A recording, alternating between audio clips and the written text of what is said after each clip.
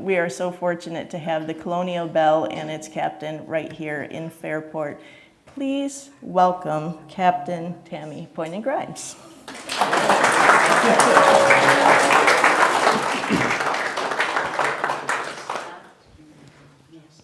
Thank you for coming. My boating life started very early. I am a 5th generation boater and a 2nd generation tour boat operator. That's a picture of me and my dad. My parents were married for about 10 years before I was born. I am the oldest child of 2. And they didn't think they were going to have any children. So they bought a cabin cruiser. They put it on the Seneca Canal. And here I am.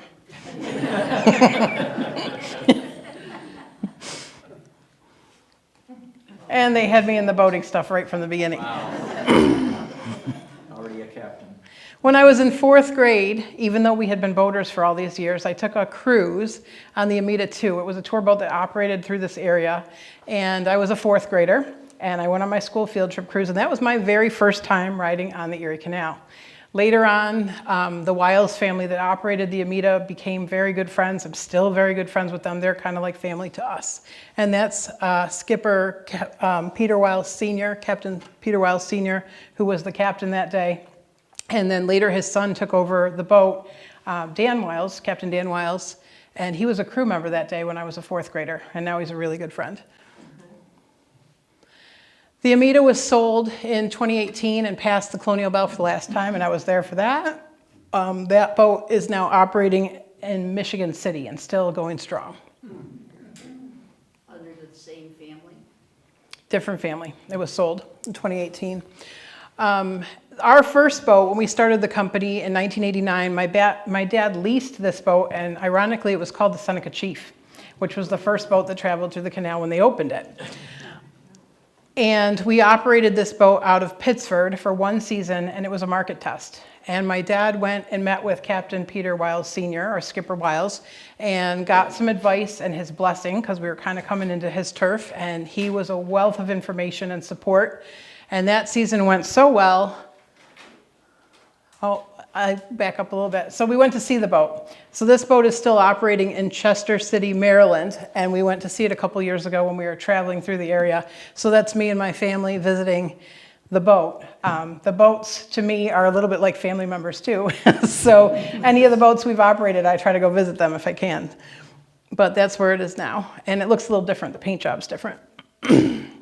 Then my dad and a business partner purchased the Island Wanderer. So in the one picture, it's named Island Wanderer. It came out of the Thousand Islands. It belonged to Uncle Sam's Boat Tours. We had a contest to name the boat because Island Wanderer didn't make a lot of sense for the canal. And there's the article where we were advertising, and whoever named the boat would get a free charter. And they came up with the name Colonial Belle. Our company name was Colonial Cruise Lines at the time, so that made sense. And so the boat was renamed from Island Wanderer to Colonial Belle. A few years later, and we were operating out of Pittsford to start with the Seneca Chief and our original Colonial Belle. But we outgrew the parking, so we moved to Fairport in the early 90s. My dad and his business partner split. This boat was renamed Fairport Lady, you might remember that. Operated for a few more years, and my dad bought a bigger boat. This is Dolly Madison, which is also the Colonial Belle. She was launched on June 22nd, 1961. We're going to have a party for that on the boat this year because it's her launch day celebration. But she used to have a pilot house that stuck up like that, and when we bought the boat, we had to cut that off because it won't fit under the low bridges. But this is the exact day. These photos are from the day she was launched for the very first time. I have recently gotten to know Blount Marine, the daughter of Luther Blount that helped build our boat, and she has shared pictures with me, and we've collected photos over the years. The boat operated first on the Connecticut River. She was then moved to Florida. There's some pictures from Florida, I think, in this one. She was in New York City. She belonged to Circle Line for a period of time. She was all over the East Coast. And then they put her on a freighter ship, moved her out to San Francisco, California, where she operated on San Francisco Bay. And they renamed the boat Franciscan at that time. So 1995, my dad decided he wanted a bigger boat. He found this boat for sale in California. His original plan was he would put it on a freighter and bring it back, but it was going to cost, I think, $175,000 to bring it to New Orleans, and then he'd still have to get it the rest of the way to Fairport, so he almost gave up. And we were having dinner one night as our family, the four of us, and I said to my parents, "Why don't you just drive that boat home?" And my mom said, "Absolutely not." And my dad said, "Let's look into it." So that's what happened. So they boarded up the windows. They added auxiliary fuel tanks to the dining room downstairs.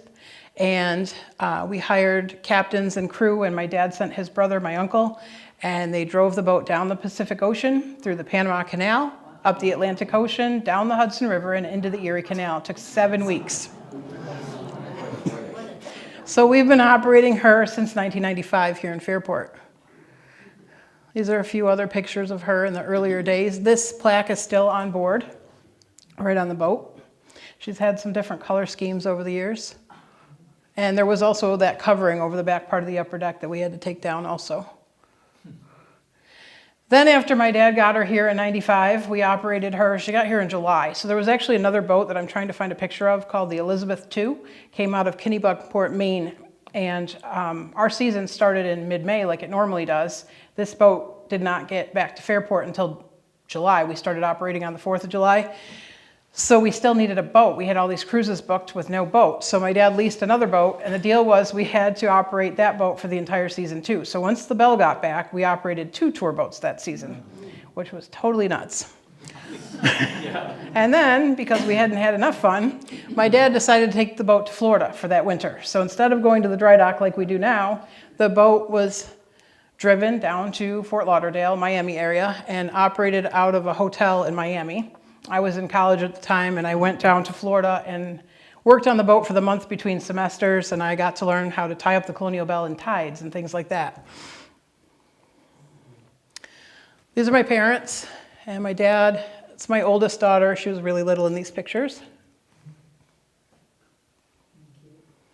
That's me and my sister with my dad. This is the crew from years ago. I'm in that picture, but also I'll point out my friend Katie. Katie still works for us part-time. And that's me on the rail with another crew member, Sheila. And then we lost my dad. So I, in between, had worked on the boat until about 2008. And I also have been a dancer for all of my life and taught dance. So I opened a dance and music school. I started with a very small amount of students in my house. We outgrew that, we outgrew that, we outgrew that. We kept moving around, and eventually I had about 800 students in 2 locations. But then we lost my dad. And I quickly realized that I needed to come back to the boat business in order for it to continue in a similar way to what we'd been doing. So this was a post that John Kutchko, a good friend of ours, did. He passed away of a heart attack very suddenly. We were not expecting it the day after Christmas in 2016. So I told my dad all my life I did not want to be a captain. I was happy to be the first mate on board to run around and serve passengers and do all those things, and that I would be bored if I sat there in that captain's chair, and I would not like to do that. But then when we lost him, I quickly realized it would be good to have a captain in the family again. So the way that the captain's license works for the Coast Guard is you have to have 180 days, well, 360 total, but 180 days have to be within 5 years on a boat of the tonnage of the license that you're going after. So basically I had to get back on the Belle for 180 days because my timeline had been too long, re-earn the hours, and go after this license. I did that while I was extremely pregnant with my youngest child. So I was in captain school with a very big belly. And my original plan was to be the per diem captain, but our captains have moved on, and I've been our only captain for going into season number 5 now. This was interesting. John Kutchko took the picture over there on the left, and this is a picture of my dad driving the boat that someone else took. This picture was in the office, and after I saw that one posted that John Kutchko took, I went in the office and I was like, wow. So one of the things that I have learned as being the captain is that you look at the canal. Tom Grosso, who I'll talk about later, he used to say that the canal was the fastest way to slow down. So when you're driving around in your car, you're going very, very quickly, and you don't notice things in the same way that you do as you're driving down the canal. If you're in a large waterway, you also don't see things quite as well because you're not so close to shore, but in the canal, we're always close to shore. So the first season that I did this for every single cruise, I realized that I was looking at this canal in a whole new way, kind of through my dad's eyes. So he loved locust trees. So the locust trees in the spring, they bloom, and then the trees turn green in the summer, and then they turn all the beautiful colors in the fall. And I've gotten to the point now where I know the trees so well that I know which tree is going to start turning and where on the tree it'll turn. But you see all kinds of cool things, and even though I do this back and forth in the same, generally the same 8-mile stretch of canal over and over 2 or 3 times a day, I still see things all the time that I don't get bored. So we've had a few special events, and when we do those, I put my dad's shoulder boards right on the console in the pilot house, and that's his captain's license. I keep that up there it's always on board, but for special things like the bicentennial and that kind of thing, I put it right in the pilot house.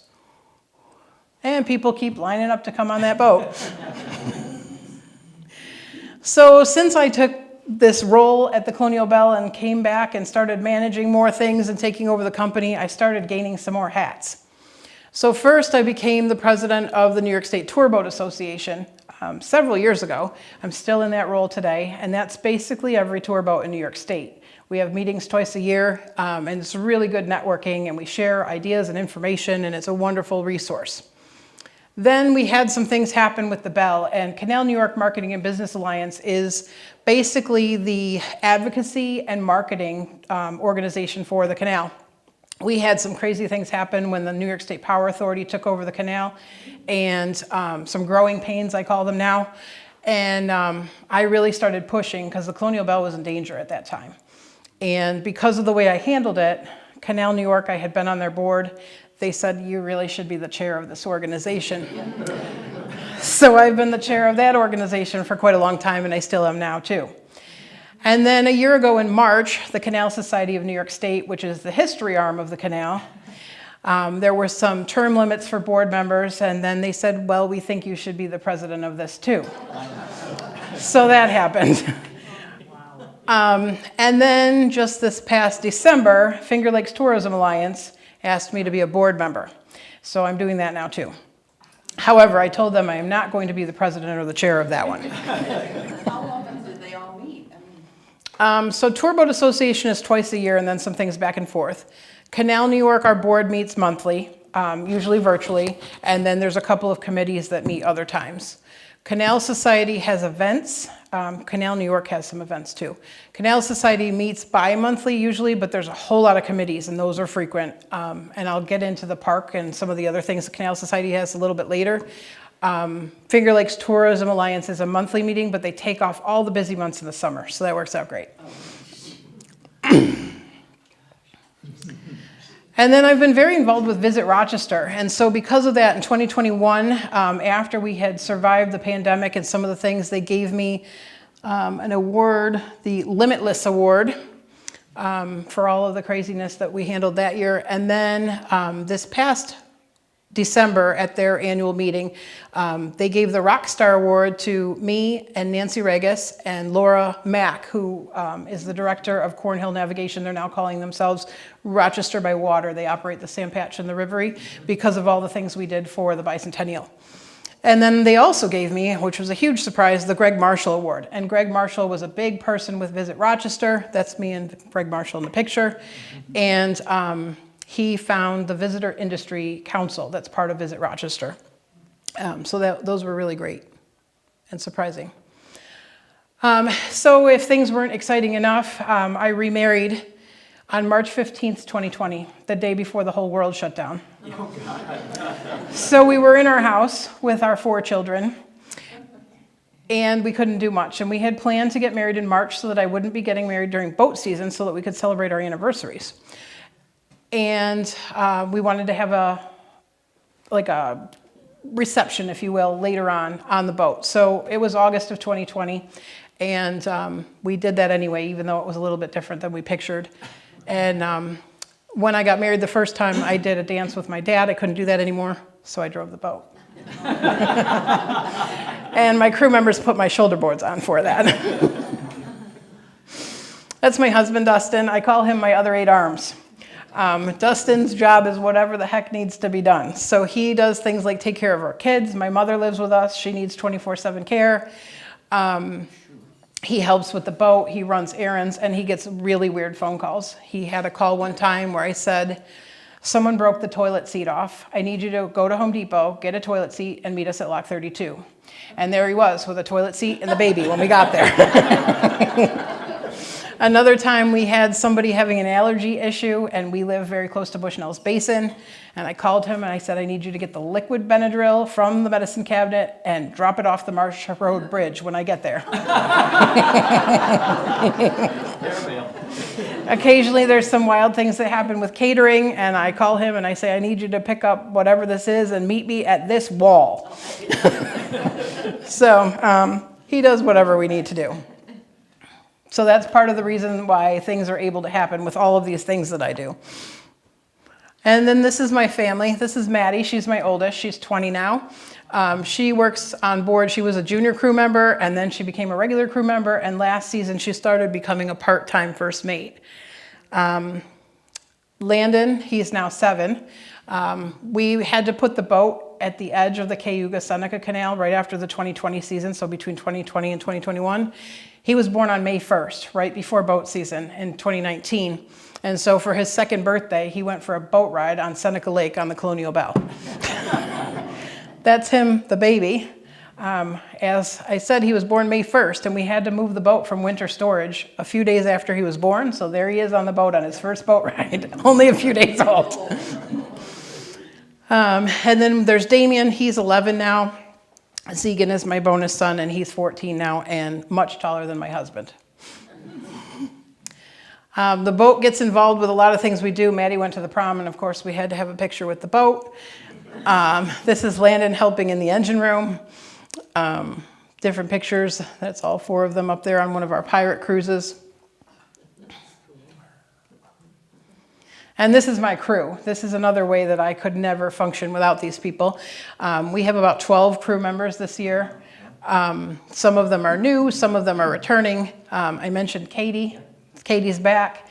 She has a full-time job, but when I came back to the boat, she said, I missed the boat. I want to come back. I said, then come back. And so she did. And so she's been with us for about 4 or 5 seasons now, part-time. And then James that's up there, he started working for us in the early 2000s, and same thing. When I came back to the boat, he's like, I missed the boat. I want to come back. So he's there part-time when he's not working his full-time job as well. Dylan that's in that picture right there, he and my daughter Maddie have been friends since they were 4 years old in nursery school. Erin and I went to high school together. She's a little bit older than I am. And I can't see who's in the other picture. This is from our first cruise of this season, the one in the middle. Our very first cruise this season was a day before the canal opened. We got a special commercial permit from the Canal Corporation, and we had a private charter for 97 people. Over there, that's Erin waving. Her aunt and uncle live right on the canal.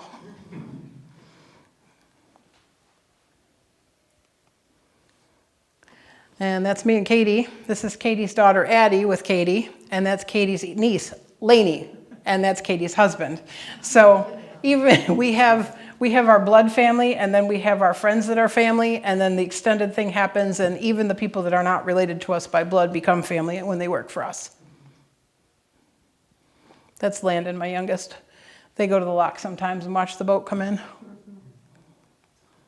And then there's our office staff. There's 6 people that work in our office. They answer phones. They also do the booth at Fairport Canal Days. But our office is quite busy as well. And some wild things happen sometimes. This was a day when the Fairport lift bridge didn't go up right away, so we tied to the wall near it, and they had to figure out how to tie the boat up in a tree. This was a day where we were trying to get under a low bridge, and the water was a little higher, so we had to move some trash cans. This is on the way to winter storage. There's even lower bridges to the east of us, and so they were bailing water from the canal into those trash cans to bring my bow down a little bit. And meanwhile, the lock master to the east was jumping the lock a couple times to give me a couple more inches. My brother-in-law owns a safety management company, and so we have our crew trained in first aid, CPR, and AED. Coast Guard does not require an AED on board, but we have one anyway, and we've had that since my dad passed away. And we make sure that everyone is trained to use it. My daughter, Maddie, is also one of the instructors with that company. So in addition to that, we have to do, it's a Coast Guard regulation that we do man overboard drills, fire drills, and abandoned ship drills. This is our first mate, Jolene. We often throw a life jacket in the canal and pretend that it's a person for our drills. But when the Coast Guard comes, they have a big dummy that's called Oscar that they throw in the canal, and the crew has to rescue that. And that's Oscar in the center after we rescued him. And that was from last year. And that's our crew member, Lainey, going down into one of the bilges in the boat. Very exciting stuff. And these are just a bunch of pictures of me driving the boat. I tell people that it's a little bit like being in a parade because there are people on shore waving to us all day long. So it's just constant waving, and it's fun.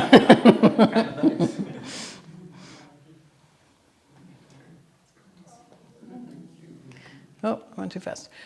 So this is a couple of redheads. They realized that the captain was a redhead, and they were very excited, so they wanted a picture.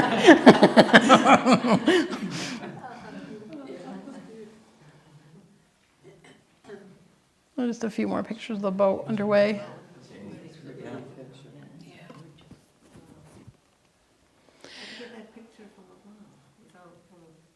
So sometimes there's drone shots. That one was a drone shot. So last year we decided to do a commercial. You might have seen this on social media. We had Captivate Media come in and do this commercial. These are a couple of screenshots from it. And my daughter Maddie has a performance background. We'll talk about that a little more later. But she also, when she was very young, did voiceovers and commercials and things like that. So she kind of leads the commercial. We go through Lock 32 most of the time in Pittsford. It has a lift of about 25 feet. And the crew has to keep the ropes or lines tight so that we stay on the wall as much as possible so we don't bump around. That picture on the far end was taken by one of the captains of the Sam Patch. That's what it looks like when the Colonial Belle's coming at you at the Sam Patch. I never saw that view before. Or a kayak. And then Vicki mentioned this earlier. So Lock 32, when the Canal Corporation does maintenance, they pump out all the water, even though most of the water's gone in the wintertime, but they get rid of all of it, and then they do maintenance on the lock. And so usually every 5 to 10 years, they do it on various locks, but sometimes it takes multiple years for them to finish the projects in the winter. So Lock 32 was done 2 years in a row, and I got to go both times. And we got to go down into the tunnel of the lock. And so the walls that you see on either side of the lock, down inside there, those are tunnels, and that's where the water comes in or out. It's all fed by gravity. Lock 32 takes about 2.8 million gallons of water to fill or empty. That's me in front of one of the valves. That's where the water goes out, so you can see how big it is. And those are all along the entire wall right here inside the tunnels on both sides. I think the Canal Corp staff have, but I was only down there for a short time. So my husband was with me on this one. That's me standing in the bottom of the canal in front of the lock gates, and me with Dustin, and that's Nancy Regis from the Fairport Perinton Partnership. And down on the end, I took Maddie with me on one of them. Vicki went on one of them. I didn't have you in any of these pictures for some reason. And then that's the former director of the Canal Corporation, Brian Stratton, and Shane Mahar that works for the Canal Corporation. The other thing we deal with is low bridges. I mentioned how we had to cut the top of the boat off, but sometimes we literally have only a few inches going under the bridges. The section of the canal that we operate in this area between Macedon and Pittsford is a 17-mile pool of water. They've been keeping that water down about a foot lower than usual for now going on season 5. They do that because there's seeps in the canal, and by keeping the water lower, it takes off head pressure and it reduces the seeps so that there is less danger of the canal having a break while they work on figuring out little tiny leaks. but most of it's toward the top. So now only about 20% of those are still active, and they can monitor them and take care of them much better by having a much smaller number. Now, is that the seeps mostly at the locks? Nope, they're all along the earthen embankments in the canal. So, as you're aware, the Fairport Lift Bridge was rebuilt, and we had a front row view. We were going under the bridge constantly because it was in the upward position, and we got to watch the project very, very closely. So that was pretty cool. And then when they did the lights on it, I was there the first day they turned on the lights. It was actually red and green. I don't have a picture of that right here. But they did a special ceremony, and I was there for that day. And this is just kind of a cool picture with the moonlight and the bridge. The bridge is also super popular for dancing or musicians or whatever. It makes for kind of a fun experience when we're coming back into the village. This is under a different bridge. Sometimes I have to do some docking that's a little tricky. The Colonial Belle has one engine and one prop and no bow stern thrusters that a lot of larger tour boats would have. And so she's a little trickier to operate. And this was a day where I came back and there wasn't a lot of room in Pittsford, and I had to get this close to the sand patch and wiggle her in there very carefully with the help of multiple crew members. The other thing that happens with the Belle is that I'm seated in the center of the boat and I can't see the sides, so I have crew members that are yelling out numbers, and that's the distance I am from the dock or the boat. Commercial shipping is alive on the canal still. Some people think that tour boats are the only thing, but you may have seen some of these things going through the canal. When the Colonial Belle and one of these big barges come together, it's a lot of coordination. This is the Genesee Brewery tanks that went through several years ago. This is part of that pedestrian bridge for Buffalo, and so is that far one. That was a day where I had left Fairport, and the tug and barge had left ahead of me, and they go much slower than we do. And I got behind there and I called the captain and I said, "We're going to need to pass you." And he said, "I have no idea where you're going to do that," because he isn't as familiar with our little tour route. And I said, "I know exactly where. The guard gate." So I went under the opposite side, and someone happened to be standing on shore and watched that. Took a picture. But very close by when that happens. The Great Embankment in Bushnell's Basin area, we cannot pass each other in those sections, so we have to coordinate. The section supervisor for our section of the canal one day, because the radios wouldn't go far enough, the captain of the tug does not like to be on a cell phone. I sometimes put my cell phone on the dash and put it on speakerphone. He literally got in his truck and went on the canal path and spotted us, and I had him on speakerphone so that I knew where the barge was, so that we didn't end up in the Great Embankment together where we can't pass. Typically, the Colonial Belle has the right of way in this area on the canal. The canal is considered a channel, and the rules of navigation state that the boat with the least maneuverability has the right of way. So even though if you're in a large body of water, kayaks and those kinds of things would have the right of way, but not in a channel. But when something like this comes, they have the right of way because they're far less maneuverable than we are. So I have to move over, and I have to find tricky spots to be able to do that. We do a number of themed and event cruises. This season there are 80 of them planned. Last year we did a little over 70. The year before that it was around 60. So in the operating season, I come up with ideas and I write them down, or I talk to my phone and put it in my notes. But these are some of those. Christmas in July cruise. We do murder mystery cruises. This is the Caribbean Sunset. That was an adult prom cruise. This is the Brian Lindsay Band. I think that's another adult prom cruise picture. This is Tommy Brunette. We do one called Smoke on the Water, where we have iron smoke tastings and barbecue dinner, and his band plays. Junkyard Field Trip, one of them is in the room. They play on board every year. This is another cruise with live music. We do sunset cruises with live music on Friday evenings, and the musicians change every week. And this year, we've always had music on Sunday afternoons. That's kind of where the music on the boat started years and years ago. But now this year, instead of having a single musician or duo, we're having different musicians every Sunday as well. They'll play instrumental music on the way to the lock while I narrate, and then after we get out of the lock, they'll do their vocals as well on the way back. And that's the Princess Brunch Cruise we did last year. That was super popular. We did a cruise with Fee Brothers. John is one of our former captains. He worked for us part-time, and now he's one of the CEOs of Fee Brothers. They're a 5-generation company. So that's really fun. We have a lot of their product on board. We also carry Iron Smoke products on board. This is a cool picture taken from one of my crew members' sons, William. He took that from the bridge as we were heading for our downtown Rochester cruise.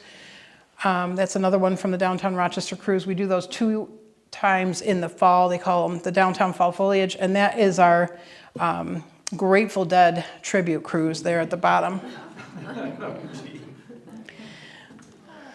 And we also do private charters. This is Flower City Ukulele. They do a charter with us every year, and basically everyone on the boat plays a ukulele while we're cruising, which is super fun.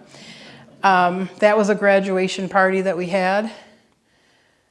This is the downtown Rochester cruise. That is the fireworks cruise. They do fireworks in Pittsford every year, and we take a cruise down there in September.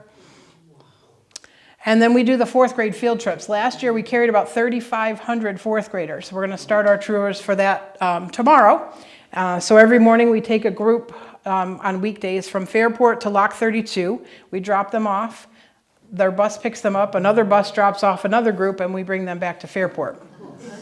This is my son Damien. He was a 4th grader last year, and everybody who's a canal historian type person asked me if I purposely had a child that would be a 4th grader during the bicentennial. We also do some fundraising cruising. We're doing one for Make-A-Wish in August. This is one that we did for Mighty for Madison. Madison was a Fairport child. Her dad owns Spotlight Arts here in the village. He is also one of our murder mystery actors and does some other things with us. So we did a cruise while Maddie was still alive, which was a fundraiser for her. And we're going to do another one because her parents, after she passed away, have started a foundation for cancer research. So we're doing one of those in July. We have a lot of fun for April Fool's Day.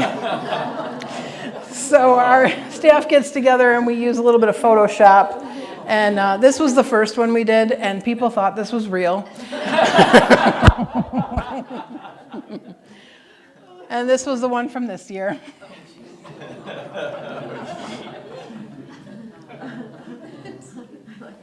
We also have a baseball team. One of the things my dad always wanted to do was to sponsor a team for youth sports. He never got around to doing it, but when my son Damien decided to play baseball, I said, well, then we're going to sponsor the team. So we have a Colonial Belle Pittsford Little League team, and at the end of the season last year, they were in blue last year, they're in red this year. We did a cruise for them on the boat afterwards, so now everyone wants to be on our team. One of the other things that never gets old are the sunsets on the water. We occasionally have somebody semi-famous. These are a couple of retired Buffalo Bills players that were on board one day. We didn't tell the rest of the passengers so that they could be left alone. But they came on board, and they were here for training camp. And then this is what it looks like looking out the back window of the boat. It's still kind of a cool view. More sunsets. They never get old. And then there was 2020. Oh, God. The canal didn't open until the 4th of July and closed in mid-October, so it was our shortest season ever. We had to have our passengers 6 feet apart and wearing masks, and every other minute something would change, and we could be mid-cruise, and the rules would change, and we'd have to alter what we were doing. But we kept changing. One of the things that happened is we used to have this music box because musicians had to be 6 feet away. If you notice, there's a life jacket box back there. So we had them 6 feet away, but then all of a sudden they needed to be 12 feet away. And of course, this happened the night before we had a band coming on. So I said to my husband, I don't know how we're going to do this. And I went to bed, and I woke him up at 3 in the morning, and I said, I figured it out. And he's like, okay. I said, I need you to come to the boat with me early. He said, how early? I said, just maybe a half an hour early. And he's like, okay, can we go back to sleep? Yes. So what we did is we moved the life jacket boxes to where the chairs go, because we have some extra chairs on board. We could only carry half capacity, which is about 75 passengers. So we took those off the boat, moved the life jacket boxes to where they're still there now, to the center of the boat, and that gave us the 12 feet in the music box, we called it.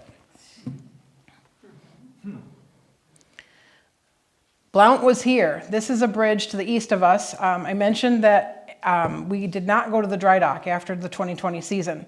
So 2019, we had an issue with the engine, and the entire engine was rebuilt in 2019. So we lost part of that season. Next season was 2020.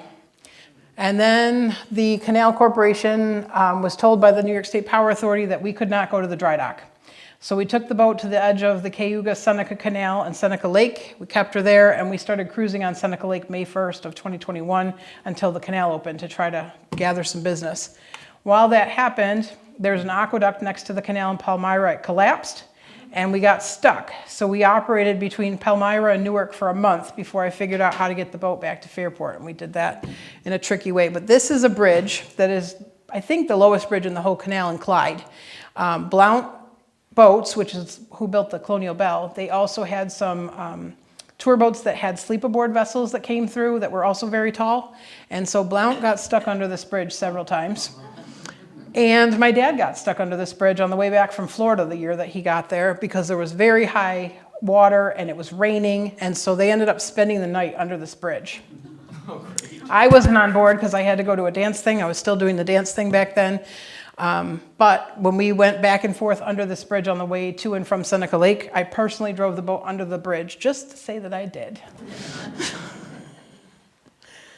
2022 was the bicentennial anniversary of our section of the canal, so we had a celebration for that, and we had a flotilla or boat parade. We decorated the boat. It was kind of at night, so we had lights all over everything. And the Colonial Belle led it with the Fairport Perinton Firemen's Band on board. And then 2024, they started working to get the replica Seneca Chief into the water. So the Canal Society does study tours a couple times a year. And so that spring, we went to Buffalo and we saw the final touches of them building the Seneca Chief. And then I went back out there the day that they brought the boat out of the long shed building, and then they launched it into the water for the first time. And then at the end of the season, we coordinated with the Sand Patch and the Rivery, and we decided it's the end of 2024. When we come back, it's going to be the bicentennial of the canal, so we decided to all go together. And there were lots of photographers and drone photographers, and they got some cool shots of all three of us leaving at the same time. And then it became the bicentennial. So on the first day that the canal opened in 2020, I had a press conference on the upper deck of the Belle. We used it like a stage, and we had county supervisor, our town supervisor, this is Joelle from the Canal Corp, Peter from Erie Canalway National Heritage Corridor. We did have someone from the Village of Fairport. They're not pictured. I spoke, and I spoke on all my hats for the Canal Society, Canal New York, and Colonial Belle. And then we had some cookies made with the logos. And then I got to go to the World Canals Conference in Buffalo in the fall of 2025. And they had field sessions within the conference. And one of the field sessions took them to Brockport. I left the conference early, got the Colonial Belle, drove the boat to Lock 32 where we picked up the passengers. And those are a bunch of people from the World Canals Conference that came on our tour. There were 4 different field study tours. We also had the news on board. Channel 13 did a series last year about the bicentennial, so they came on for that as well. And then once they got to Fairport, they went to see the lift bridge, the kayak launch. They went to Iron Smoke Distillery, and then they went over to Campagna for dinner, and I got to go on the rest of it with them. That is the pedestrian bridge in Brockport. It's a fairly new bridge. Yep. Wow, I guess I haven't seen it. And then at the end of the World Canals Conference, the Seneca Chief left Buffalo and started the trip to New York City. I was there for that when they left. One of my friends from the New York State Tour Boat Association has 3 tour boats in Buffalo, and I happened to see him sitting at this ceremony, and he said, "We're taking a bunch of media out for the beginning of the flotilla. Come with us." And I said, "Yes." So I got to be on a boat when the flotilla began. So this is all these photos I took from the other tour boat. That's the William Cotter, the fireboat that's in Buffalo. It's over 150 years old. The sailing ship from Buffalo. And of course the Seneca Chief. The Seneca Chief operated, has no power, just like the original one, but we don't have mules, or we can't really use mules anymore. So they use the C.L. Churchill tugboat. And then that little boat they call the Buffalo Sail. They built that as well, and it's kind of like a thruster that helps move the boat around.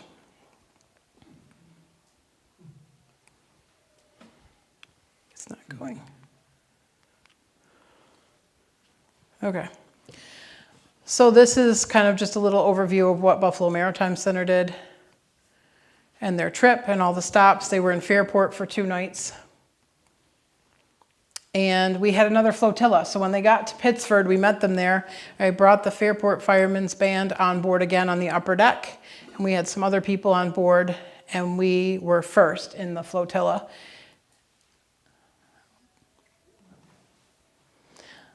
The Thomas X. Grasso tugboat is the New York State Canal Corporation's newest tugboat that they launched last year. Actually, it's not the newest anymore. There's another one now. But that one was right behind us. It's named after Tom Grasso, who's from Rochester. He was the Canal Society's president for over 40 years. He was a professor at Monroe Community College, geology department. Real good friend of ours, and they named the tugboat after him for all of his contributions to the canal. So I thought it was really special that the Grasso tug was behind us. And the other thing that I love about it is Blount Marine built the tug, just like they built the Belle. And Carola Grasso, which is Tom's wife, she was on board the Belle for this too. There were people everywhere on shore. It was super fun.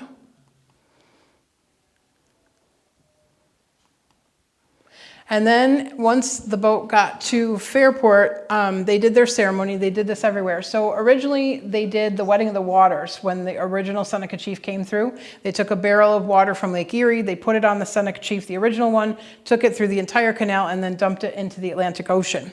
So with environmental things and all the things that are going on in our world now that we know about, they decided that that wasn't really the best way to do it anymore. So instead they did something called the Gathering of the Waters. So they gathered water at Lake Erie, they gathered water at every stop along the way, and they put it in the barrel. So I got to be involved in that ceremony when we did it in Fairport, and they had me speak on top of the boat for the ceremony on behalf of the Canal Society in Canal, New York. The other thing that they did that was super cool is they had the white pine trees, paying honor to all of this displaced Native Americans. And the white pine was a sign of peace. And so every town or village where the Seneca Chief stopped, they got one of these trees. And this one was planted in Fairport, and I got to be a part of that too. 1 shovel full of soil was mine.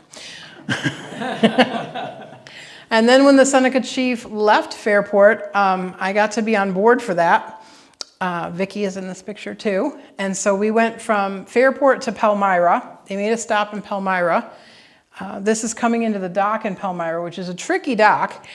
We docked the Colonial Belle there when we were stuck and we couldn't get to Fairport at first, the year that the aqueduct broke next to the canal. So I knew how to do this, and I actually helped them figure it out. And then the Grasso tug went by while we were there heading back east. And then once we left Palmyra, they said, "Would you like to drive the tug?" And I said, "Yes." So I personally drove the tugboat, moving the Seneca Chief from Palmyra almost all the way to Newark myself. So part of the Bicentennial Voyage, I actually moved the Seneca Chief. So I thought that was extra cool. And that is my view from the pilot house. You can't see to the left or port side when you're driving, so they have people with radios on board helping you, but I'm not used to having a blind side when I'm driving the Belle, so that was an interesting experience. And then the Grasso tug, there was a blessing of the tug. I got to be involved in that as the president of the Canal Society. That's Carola, Tom's wife, and the former director of the Canal Corporation and several other people, where they broke the bottle and actually christened the tug. And that was right here in Fairport. And right across from where that is, you can see kind of behind here, I don't think I have a good picture, but there is now a little parklet over there, which has a stone, because he was a geologist, and a plaque in memory of Tom Grosso, right here in Fairport. And it's right basically across from where the Colonial Belle docks, which I absolutely love. And then, because the canal was turning 200 years old, I decided we should have a birthday party. They did a big celebration in New York City where the Seneca Chief had arrived by then, but not everyone could go to New York City, so I said, well, let's do one here. So we used Iron Smoke Distillery, and we had this big party. And one of the things that happened is there was a brand new song called 200 Years that was written by Mike Gladstone, who happens to be in the back, along with Rob Smith and Tommy Brunette. They worked together to compose the song, and then they performed it. One of the things that happened with the song that was a huge surprise to me is my daughter Maddie is the female voice in the song, which I did not know until after it was all done. Cool. So they performed it live for the first time at Iron Smoke on the birthday party for the Erie Canal. And then it was so good, we decided we better make a music video. So the Canal Society got some funding together, and we had a music video made. So that video you can see on YouTube on the Canal Society's page. It's on the Canal Society's website. It's on the Colonial Belle website, and Tone Search Productions. You can get to it from that too. So this is recording at Iron Smoke. We had originally planned to do it on top of one of the packet boats, but it poured rain that day, so this was a new plan and it worked out really well.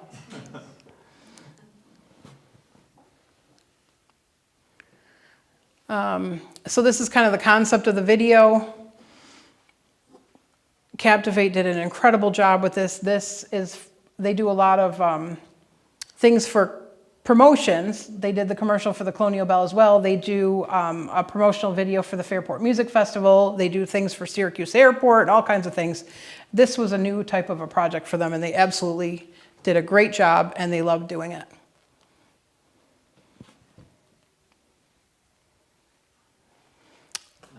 So when we were filming, we went to Lockport and went into the double lock there in Lockport.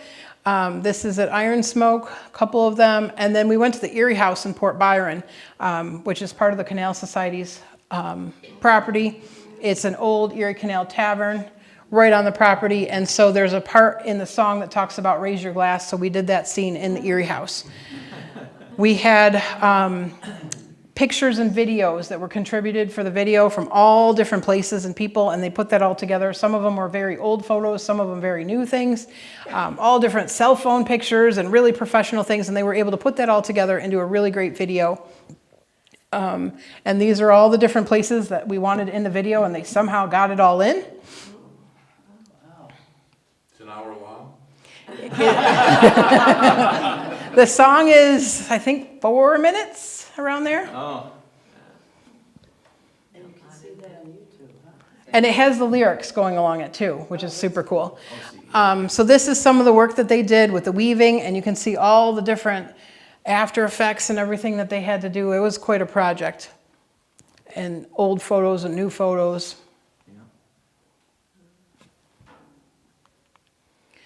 The other thing that happened last year is there were a whole bunch of documentaries made for the Bicentennial. I was interviewed in 2 of these, so that's pretty cool.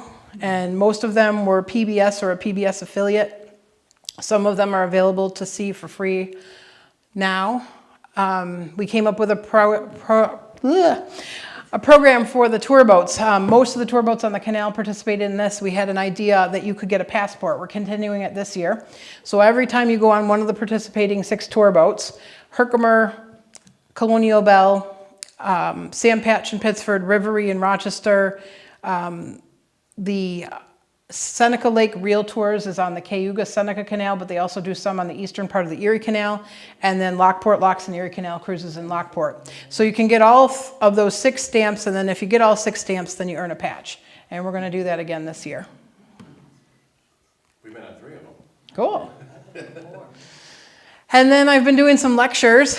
This is something that kind of evolved. I did one at the H. Lee White Maritime Museum. I did one at Keuka College. I'm doing this one tonight. I did one for the Passenger Vessel Association. So the public speaking thing is starting to become more of a thing I'm doing now too. There's only 24 hours. So the Canal Society has this park. It's a combination of the New York State Thruway Authority and the Canal Society. It's in Port Byron, right on the Thruway. These are some pictures from the park. That's the Erie House. In the Welcome Center, there's some historical things and a boat model. It's kind of a park and a museum all in one. It's a really cool place to visit. This is when the music video was filmed there in the Erie House, so you saw the outside and the inside. And there was always a vision for this park. So one of the old locks is right here on the property. When they rerouted the canal, it's no longer in Port Byron, but it still has the canal bed there. And so there was always a vision to have a boat in that canal bed. And we had some work done, hired a professional company. Because you can see the old thing. Yeah, a little bit. So we had this whole canal bed worked on by an engineering company. And the Lois McClure, you may have remembered this boat coming through Fairport at times. It was built in Burlington, Vermont, and the Champlain Maritime Museum had it, and they did trips all over the canal and all over. They went to Canada, they went to some other areas. That's Lois McClure that the boat was named after. She passed away about a year ago. She was in her late 90s. And they basically, she and her husband Mac, put up the money to have this boat built. And they also started sponsoring the project the Canal Society did. The boat was, we weren't sure what was going to happen with the boat, but long story short, the Canal Society ended up with the boat. So we own it now, the Canal Society. And it was moved from Burlington, Vermont with that C.L. Churchill tug that moved the Seneca Chief. That same tugboat used to move the Lois McClure. So the tug moved the boat to Cayuga Lake, where it went for the first winter, and then the tugboat continued to Buffalo to be ready to do the Seneca Chief. The first summer that the boat was there, it went out in front of the Women's Rights Museum in Seneca Falls on the wall. We had it moved with Boat US. They helped move it with their towboats. And then it got lifted out of the water with a crane. Wow. And that is right near Montezuma on a property there of the Verdi dock there. They have an old canal section there that used to be a factory, and now they have all their containers, and they let us put the boat there. And the boat sat there until we figured out how to get this boat to the park the rest of the way and figured out the funding. And then it was a much longer and more complicated project than we imagined. But on December 21st, we tried the project, and there were some issues with the brakes on the trailer. And so it didn't end up moving that day. So December 23rd, though, the boat got moved.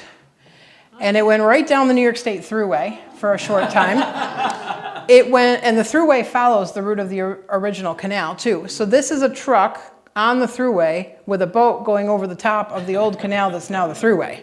So that was kind of a wild scene. And then the boat was brought right through the lock in the park. There had not been a boat through that lock in over 100 years, and I got to see that with my eyes. That was pretty awesome. And now the boat is in the old canal bed there. And this is looking out the window at the Erie House, and you can look out the window and see a boat in the canal bed, which is how it would have looked when the Vendetto family lived there. So it's going to stay on land? Yep. Yep, so right now the boat is something that you can go see at the park and look at it, but eventually we're working on ways so that people can physically get on board the boat. We're restoring it to be able to walk around and see the boat. And they'll be inside the Seneca Chief. They did some museum type displays in there, and things like that will be in the boat. And then there's also going to be like a promenade thing close to the boat with some anchors and that kind of stuff, and a way to get closer to the boat.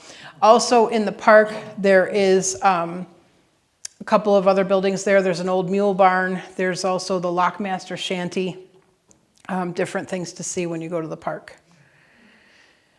We had a blessing or a dedication ceremony for the boat in the park recently.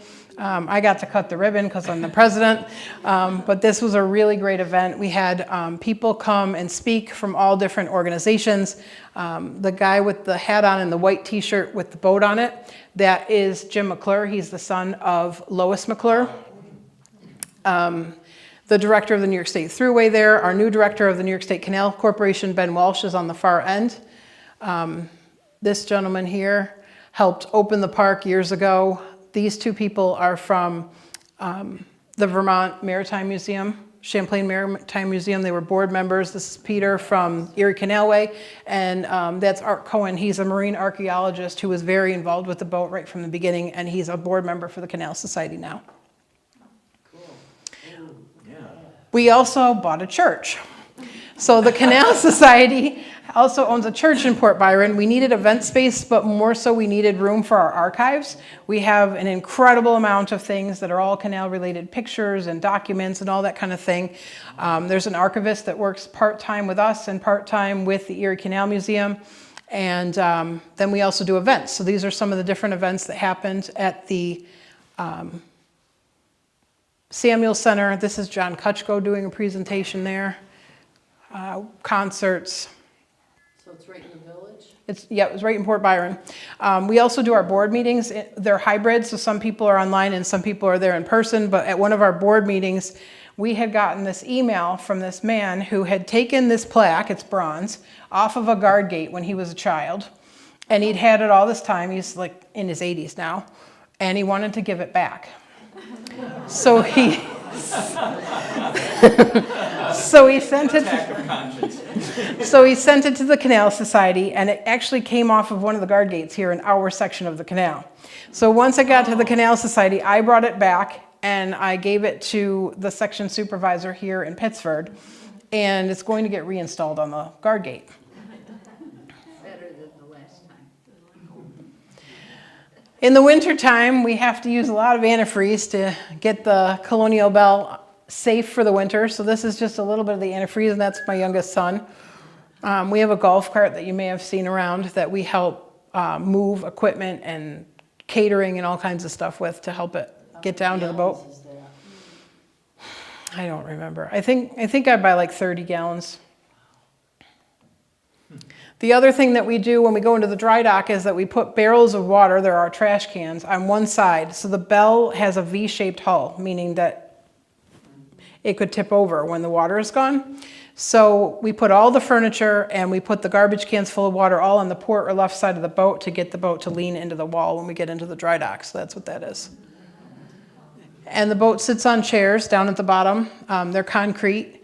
And we have to be very careful because the prop box and the prop, we don't want that to land on a chair because it could break it. So we have to very carefully put the boat in the right spot. Every 5 years, the Coast Guard requires the boat to be gauged. So the thickness of the hull is gauged through the entire hull or bottom of the boat. And if there's any spots that are thinner than what they want, you have to cut out a big section and have new steel welded in.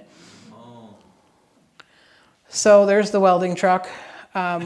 We had some welding done in 2020. So we sat in the bottom because the welder couldn't have a normal crew because of all the rules. So my immediate family and I literally sat there as his safety watch for weeks and weeks and weeks in the bottom of the dry dock that year. There's a piece cut out. The Coast Guard's there checking it out. And then they weld new pieces back in. This was a really tricky spot because, as you can see, one of the chairs is in the way. So we had to float the boat up in the dry dock, move it back, and then put it back down. And the tricky part was we were very close to the next chair. We had to have just enough room to have this in between chairs so that they could work on it, and also be back far enough so that that would not hit the next chair. Yeah. So that was the trickiest dry docking I've ever done.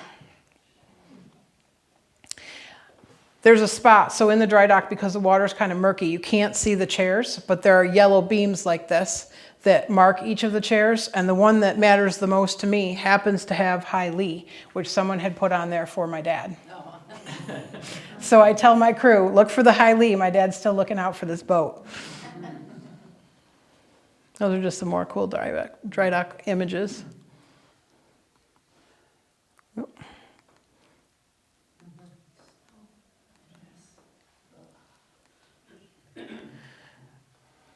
They had to redo one of the gates on the dry dock one year, so they had the water down so they were able to open it. But that's the only time I've ever seen the dry dock gate open with the boat in the dry dock. That was kind of a wild view. Where is it in dry dock? It's in Lyons, New York. And then we have to go there in the winter and check on the boat. They had a piece of equipment in the dry dock one year that they needed to move, and so we all had to float up in the dry dock and move the boats and then go back down. But it was literally the most cold day I've ever experienced in my life. We had to dig out the boat. The ropes were all frozen. One year, which is true again now, fuel prices were rising really high during the winter. And so I talked to the dry dock supervisor down there in Lyons, and I said, can I get fuel in the dry dock? Because it's something we'd never done. He's like, I don't see why not. So I had fuel delivered to the boat in the dry dock while we were in winter storage. And I ended up saving us about $900 because by the time we got the boat out of the dry dock, the prices had gone up that much. Was it harder to get the boat up with all the weight of the? No? So the other thing that the Belle has is there's multiple compartments down in the bottom of the boat. And compartment number 1 is called the crash compartment. It's in the front. That's what they call it in a boat. And because the Belle is so tall, we are allowed by the Coast Guard, while we're in the New York State Canal System, to carry ballast water in that front compartment. So long ago, we used to have hoses, and it would take almost a whole day to fill the compartment with 750 gallons of water. But my husband, when he came into the picture, he said, why don't you call the fire department? So that's what we do now. So we call the fire department, and they usually can fill that compartment with 750 gallons of water in about 4 to 5 minutes. So if you were to see the Belle in some of the older pictures, you can see the bow riding up, but we have her riding fairly flat when we're in the canal to keep her under those bridges. This is the dry dock filling.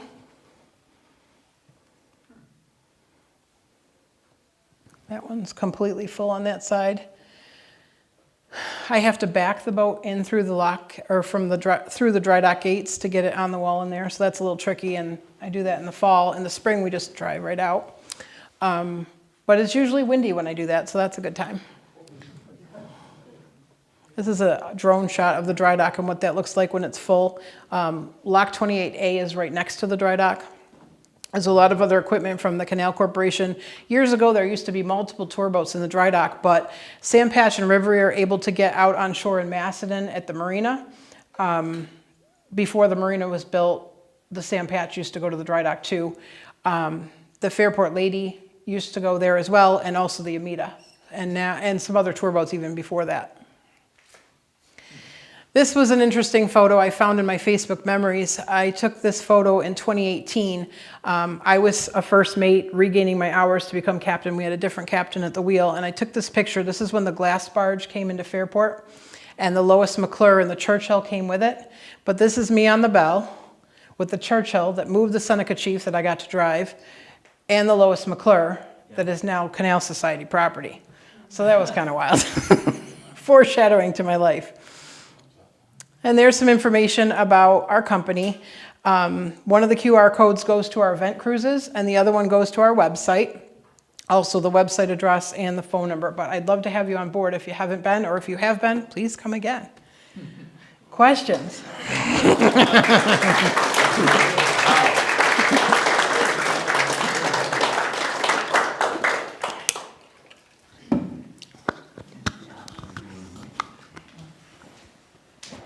Got a question over here. Right there. For me? I have a question. Since you're wearing so many hats, quite a few years ago, they used to have the Corning had a barge that came down and stopped, which was really cool. Any thoughts of that That's returning? it right there. So part of the reason that happened is Corning is in its location because of the canal. There used to be a canal that went to Corning, and that company was originally located in New York City. And so they moved the entire company via the Erie Canal through that other former canal to Corning. So that's why they did the barge, because it was related to the canal. I don't know if they're going to do it again, but people absolutely loved it. So they are being encouraged to try to do that again. So we'll see. Back there. Wasn't there a time the Colonial Belle got stuck in Lock 32? Yes. So that was in 1998, I think. One of the pins on one of the lock gates came loose. We were in the lower part of the lock. I was the first mate. My dad was the captain when that happened. I remember it very clearly because I happened to be on jury duty, and I had gone for the evening to work the cruise. And when I came back for jury duty, we weren't allowed to talk about the case. But everyone had seen me on the news, so they wanted to know what happened on the boat. But we were down in the lower part of Lock 32, and so the Pittsford Fire Department learned how to put their ladders down instead of up. The Canal Corporation fixed the door overnight, and we were able to get the boat out the next day, but all of the passengers had to either climb out the ladder, or we had someone with some mobility challenges. They put her in a special chair, and we had a baby on board, like a small infant, and they got an infant car seat and strapped the baby in there like a car seat and then lifted that car seat out. So that was a wild night. We also had our food delivered at the lock at that time. Now, usually we get food on board in Fairport, but we did it at the lock back then. And so my sister was the one who had gotten off the boat at the lock to handle the ropes and to catch the caterer. We threw her up a big rope. She tied it around the ladder at the lock and lowered the dinners down. And we served dinner while we were waiting for the fire department.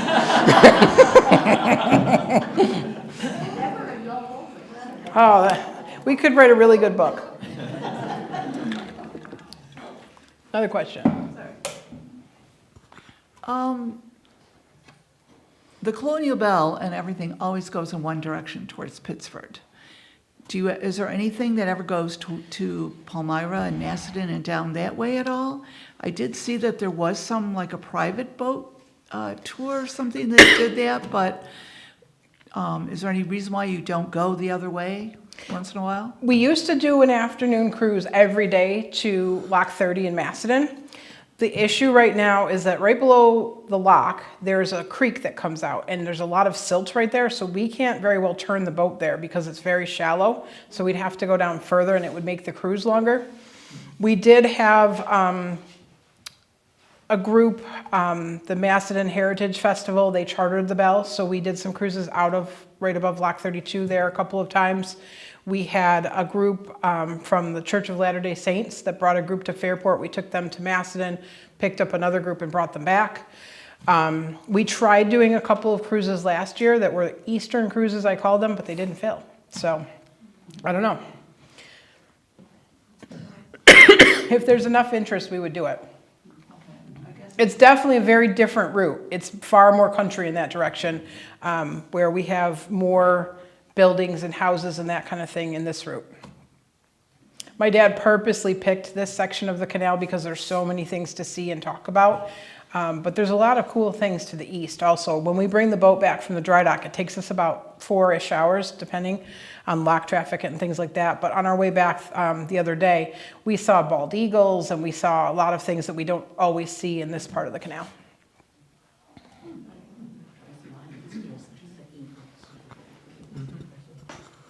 How common are female captains? So long ago, in the early days of the canal, sometimes you would have a female captain. Usually it was because her husband passed away or she inherited the boat from her dad or something like that. As far as Coast Guard licensed captains like me, the numbers are still very small but growing. There was a period of time when I was interviewed for a documentary where I was the only female captain on the entire New York State canal system. But there were more before me and there are more now.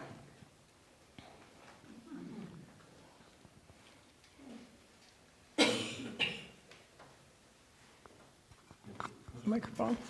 Yeah. I don't know if you know this, but what would happen if all the locks were opened at once? What would the current be? Because isn't it like a 300-foot change in elevation?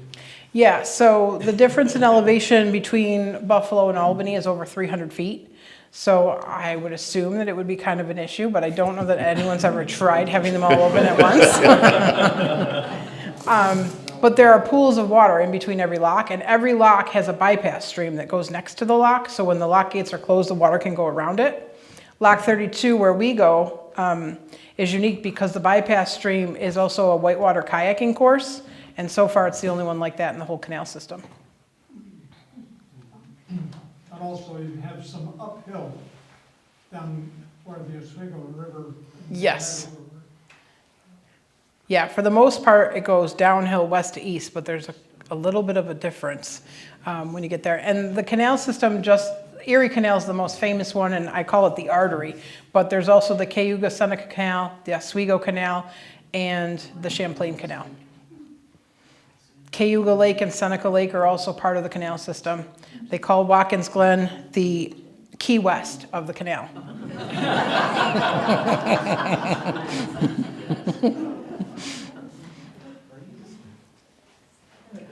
Yeah.